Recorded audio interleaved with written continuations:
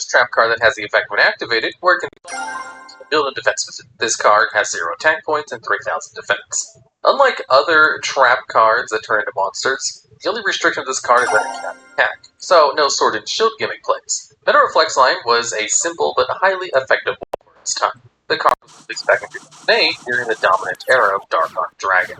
During this time, boss monsters were mainly Dark Armed Dragon, the various Gladiator Beast, and Lightsworn Dragon, and all of them could not beat over the 3000 defense threshold of Metal Reflex Line. This even flows into modern Yu-Gi-Oh! As typical boss monsters only have 3000 attack, common modern boss monster staples like Zeus, Baran, or Shen-Shen.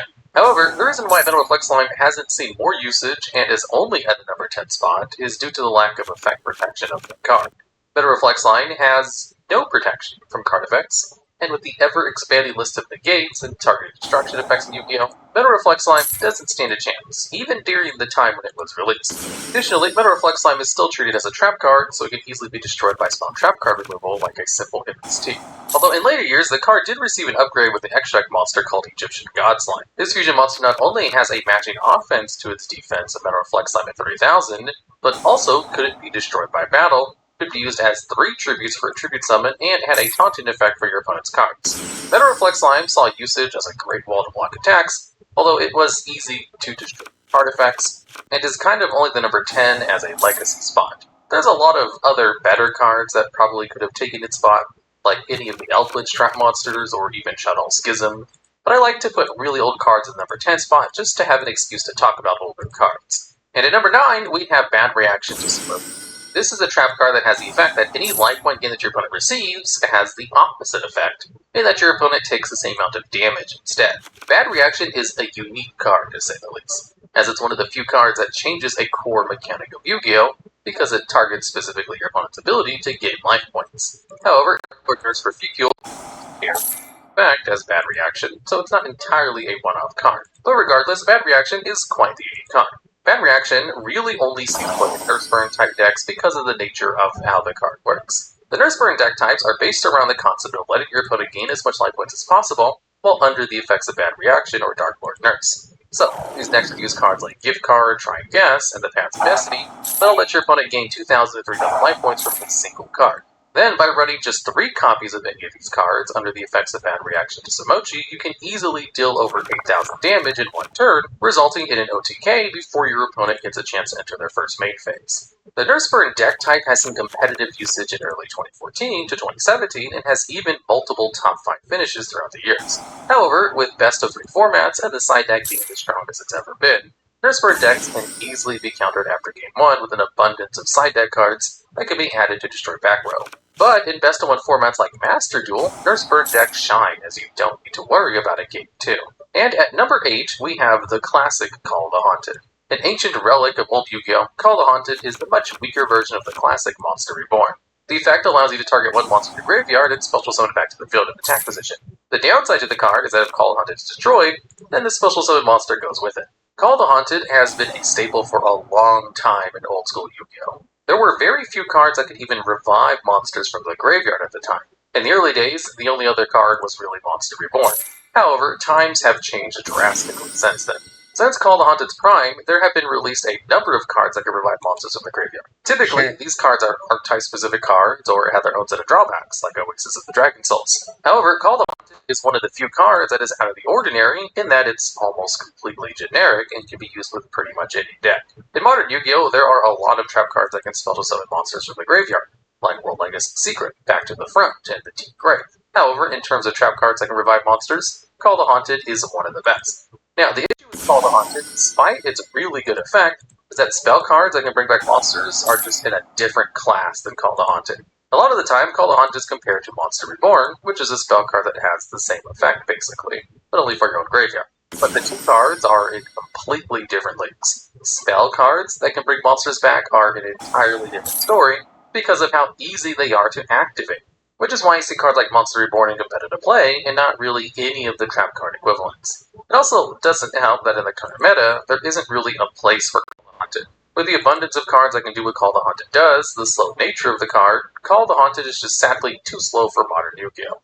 But for its time, and especially in old Yu-Gi-Oh! Where the game was focused around who had the better beat stick, Call of Haunted was a great continuous trap to include in decks. And actually just still today.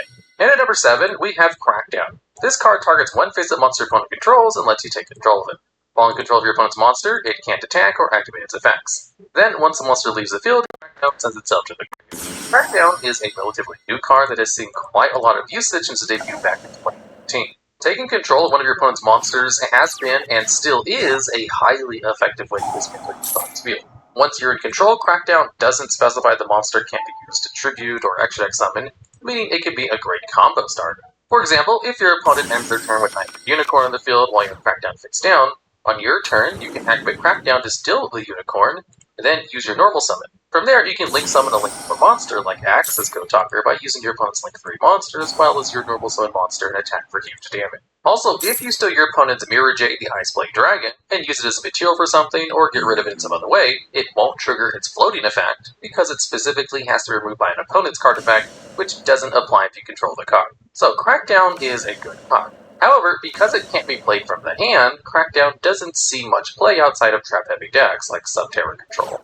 Because in terms of card economy, you do get a +1 at the end of the day, which isn't bad by any means, but due to the slow nature of the card and the endless negates, it typically isn't worth including in normal decks. Crackdown specifically targets one of your opponent's face-up monsters, so it can be negated relatively easy with spell speed 2 disruption effects like Red Eye's Dark Dragoon.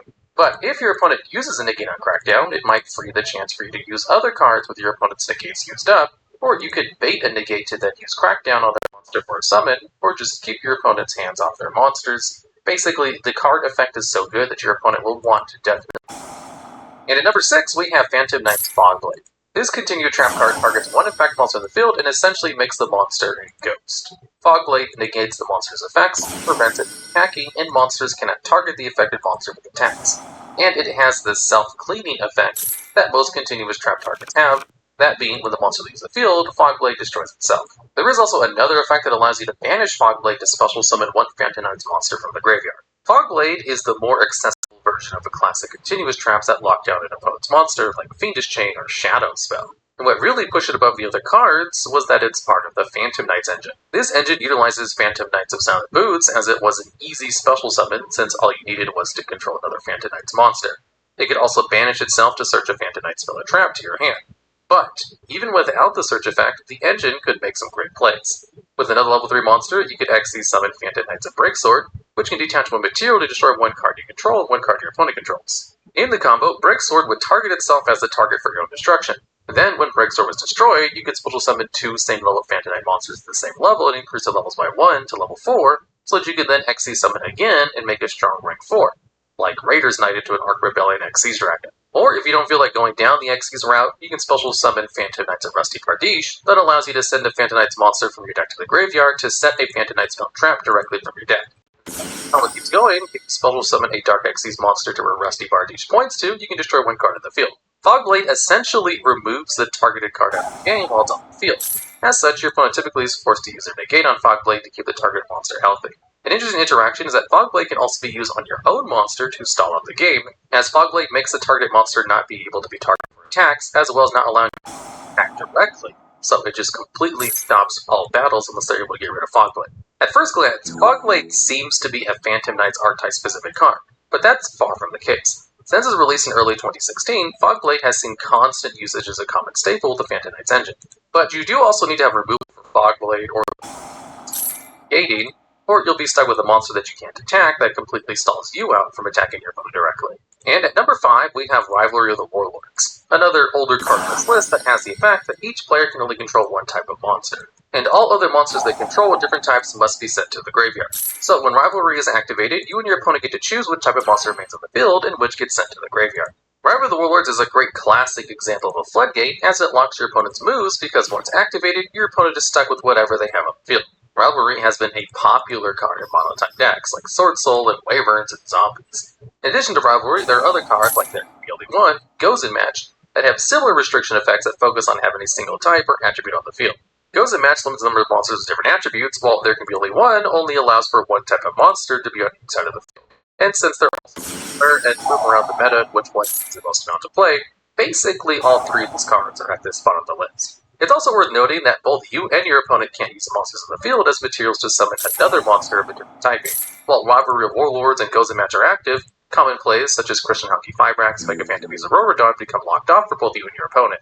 So, similar to Phantom Knight to Fogblade, adding additional spell trap removal isn't a bad idea, so you can see why some of these cards excel in mono-type decks, as they don't care about the Floodgate. Rivalry, Gozen, and their Chameleon 1 tend to be side deck options rather than main deck staples, as these cards work on both sides of the field and can disrupt plays. But the simple and most effective workaround is just to activate Rivalry or Warlords on your opponent's turn, and leave them with the choice of picking their favorite. Or if you're playing a deck that tries to win without using monsters, these are just great ways to stop your opponent from playing the game.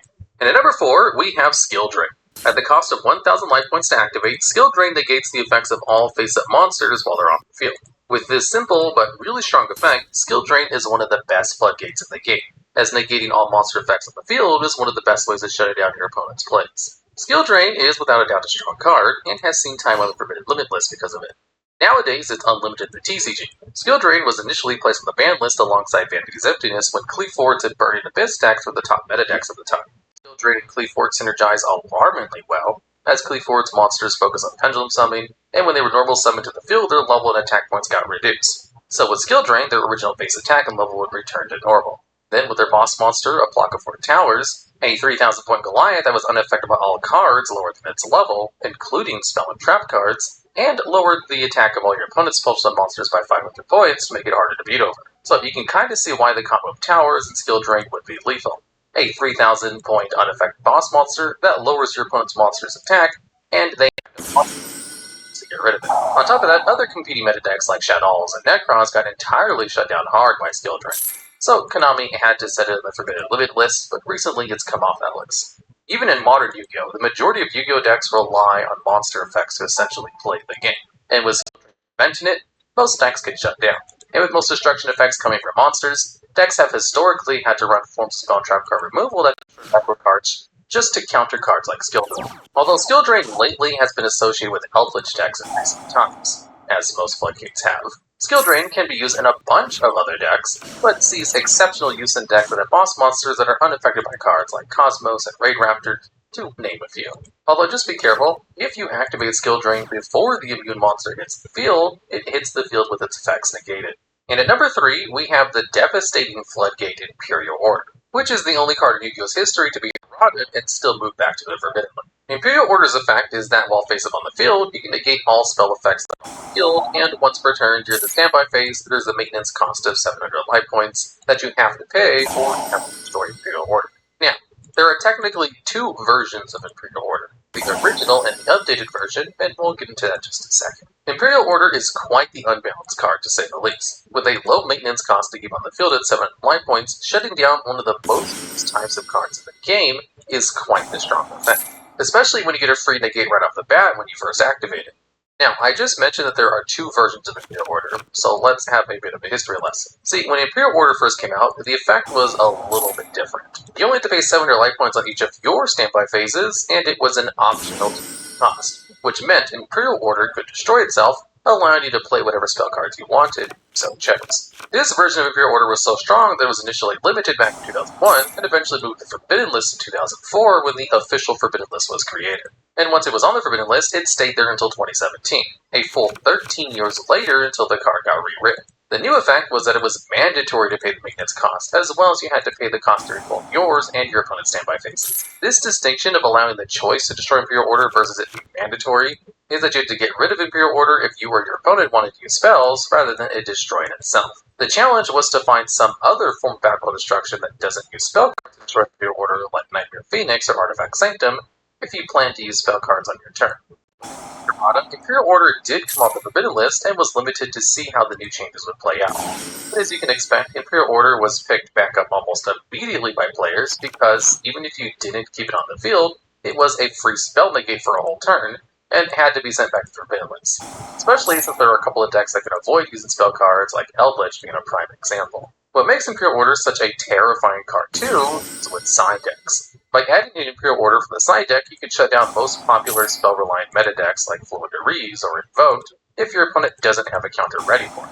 On top of that, Imperial Order deals with its typical counters. Most back row destruction comes in the form of spell cards, like Cosmic Cyclone, Twin Twisters, Lightning Storm, or Harvey's Feather Duster. So, with Imperial Order negating those effects, there aren't too many ways to get rid of Imperial Order easily. With a trap-heavy deck, Imperial Order basically protects you from the majority of back row destruction effects that are in the game, as well as locking your opponent out of their spell card-based plays as well. So, you would have to add in the rare trap card that would destroy back row, or the more common answer was the effect monsters have the ability to destroy back row, like Nightmare Phoenix or Verante Floor.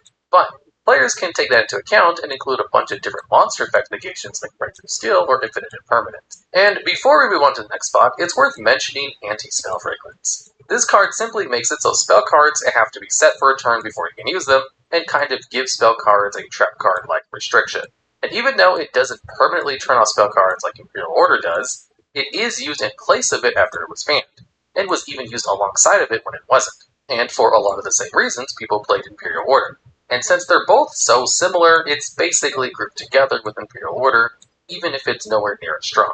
And at number 2, we have Ultimate Offering. This old school card allows you to pay 500 life points to normal summon a card during either your bait phase or your opponent's battle phase. What makes Ultimate Offering so scary, and why it's currently banned in the TCG format, is that the effect is not once per turn. This means as long as you have monsters to summon in your hand, you can summon up to 15 times before you use up all of your life points. The modern-day normal summon is unbelievably strong.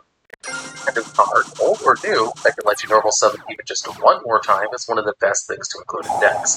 That's why cards like Nightmare Goblin and Brilliant Fusion are on the forbidden list alongside Ultimate Offering. In fact, the whole term Garnet comes from the Brilliant Fusion engine that would allow for an additional normal summon per turn with Jet Knight Seraphinate. With all the different ways that decks try to special summon monsters left and right and center to bring out the boss monsters, just an additional normal summon goes a long way, and with Ultimate Offering not being a once per turn, you can imagine possibilities. A common old school example is with Athena and Honest, which constantly burns for 600 points of damage each time a fairy type monster is summoned, and Honest can return itself to your hand on a non-once per turn effect. So you can just pay 500 life points to continuously summon out Honest, and just burn your opponent before you run out of life points to pay. Another popular combo utilized the Gadget monsters, level 4 machine monsters that can easily search for each other, and then by using Ultimate Offering, you can make tons of different boss monsters by just having an endless supply of monsters to normal summon. The Ultimate Offering and Gadgets combo would be used in tandem with Xyz's monsters when Ultimate Offering was limited back in 2013. However, nowadays, if by some Offering was unbanned, not only would it see play with Xyz, but with Link monsters, as it would be a piece of cake to Link climb and summon high-level Link monsters. However, if they simply change the effect to once per turn, then we could possibly see a return of Ultimate Offering, and it wouldn't really be that big a deal. But right now, as is, Ultimate Offering is on the forbidden list and won't see a comeback anytime soon. Although being able to summon as many times as you want in one turn is a great effect, in the opposite light, limiting the ability to summon takes the cake. And that's where we get our number 1 spot from. And at number 1, we have another phenomenal floodgate, Vanity's Emptiness. The effect of this card reads, either player can special summon monsters, and if a card is sent from the deck or field to the graveyard, destroy this card. Now, Vanity's Emptiness tried to balance itself out by having the secondary part of the effect, so if you had any cards that search, like Reinforcements of the Army, then Vanity's Empty would destroy itself. But to lock your opponent out of special summoning monsters is arguably one of the best effects of the game, and puts it in league with skipping phases of your opponent's turn, or interacting with your opponent's hand. It's also worth talking about Royal Oppression, an older card that has the effect that whenever a monster is special summoned, either player can pay 800 life points to negate the special summon, which is basically a less costly and more reusable version of Solemn Warning. Solemn Warning was a phenomenal card on its own, and has seen constant use since its release in the TCG.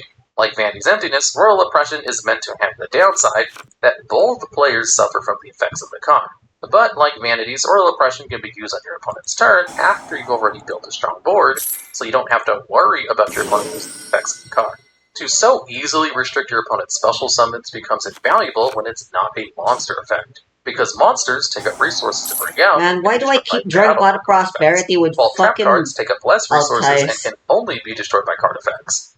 And like Vanity's Emptiness, Royal Oppression is forbidden and has been since 2011. On a surface level, it seems like Vanity is balanced as it affects both players and even has a built-in way to destroy it. But you can just activate Vanity's Emptiness right when your opponent has started their plays, and get rid of it. Then, when it gets back to your turn, it's super easy to destroy with any kind of searching card, like Reinforcements of the Army or Pot of Desires, which allows you to just not have to deal with the floodgate. There are also strategies that take advantage of Vanity's Emptiness requirement for the card to reach the graveyard, With Macrocosmos, a card that banishes all cards that would be sent to the graveyard, Vanities can stay in the field for a much longer time. Or with the DDD archetype that has a monster called DDD Curse King Siegfried that could selectively negate a spell or trap card on the field, so on your turn you can just negate Vanities for the remainder of the turn, and then Vanities effect comes back on to your opponent. But even if you aren't actively trying to play around Vanities, the ability to shut out special summons is still one of the best effects in the game, which is why you don't see any good cards that prevent special summons, because the effect is just way too strong, and any card that has the effect of negating special summons has seen some form of competitive play, which is why Vanity's Emptiness and, of course, Royal Oppression are the top. Royal Oppression is a much stronger version, but both of the cards basically accomplish the same thing, and are both incredibly powerful floodgates that are currently banned. Alright, and that's the list. If you think we may have missed any other super important floodgates to add to our floodgate list, then please let us know in the comments below.